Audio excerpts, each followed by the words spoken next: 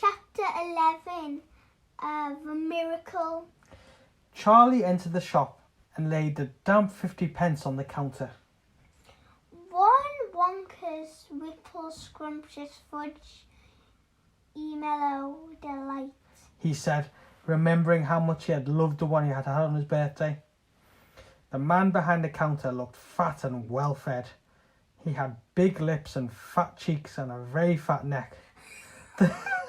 The fat around his neck bulged out all around the top of his collar like a rubber ring. He turned and reached behind him for the chocolate bar. Then he turned back again and handed it to Charlie. Charlie grabbed it and quickly tore off the wrapper and took an enormous bite. Take a bite. Then he took another. And another. And oh, the joy of being able to cram large pieces of something sweet and solid into one's mouth. The sheer blissful joy of being able to fill one's mouth with rich, solid food. You look like you wanted that one, Sonny, the shopkeeper said pleasantly. Charlie nodded, his mouth bulging with chocolate. The shopkeeper put Charlie's change on the counter. Take it easy, he said. It'll give you a tummy ache if you swallow it like that without chewing. Charlie went on wolfing the chocolate. He couldn't stop. And in less than half a minute, the whole thing had disappeared down his throat. He was quite out of breath, but he felt marvellously, extraordinarily happy. He reached out of his hand to take the change, then he paused. His eyes were just above the level of the counter. They were staring at the silver coins lying there. The coins were all 5p pieces. There were 9 of them altogether. Surely it wouldn't matter if he spent just one more. I think, he said quietly. I think I'll just have one more of those chocolate bars. The same kind as before, please. Why not? The fat shopkeeper said, reaching behind him again and taking another Whipple Scrumptious Fudge Mellow Delight from the shelf. He laid it on the counter. Charlie picked it up and tore off the wrapper. And suddenly from underneath the wrapper there came a brilliant flash of gold. Charlie's heart stood still. It's a golden ticket! Screamed the shopkeeper, leaping about a foot in the air. You got a golden ticket. You found the last golden ticket. Hey, wouldn't you believe it? Come and look at this, everybody. The kids found Wonka's last golden ticket. There it is.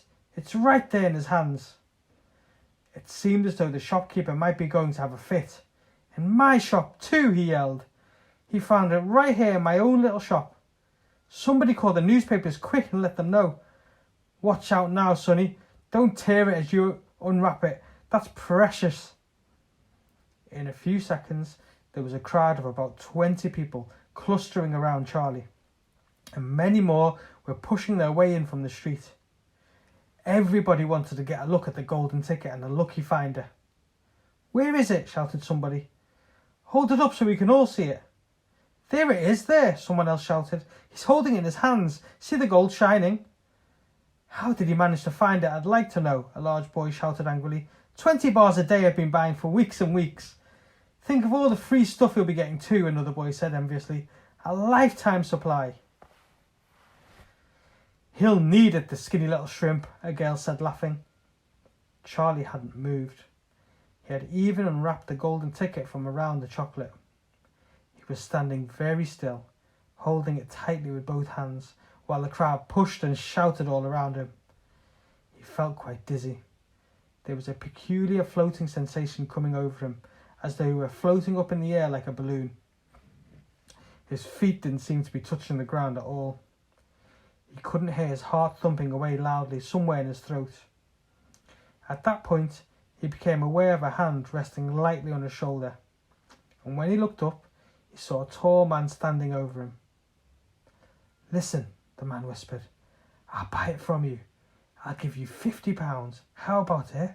And I'll give you a new bicycle as well, okay? Are you crazy? Shouted a woman, who was standing equally close. Why, I'd give him £200 for that ticket. You want to sell that ticket for £200, young man?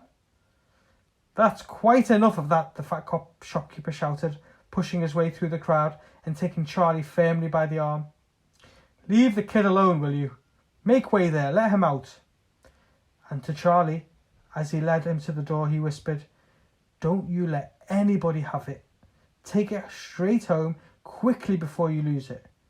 You run all the way and don't stop till you get there. Do you understand? Charlie nodded.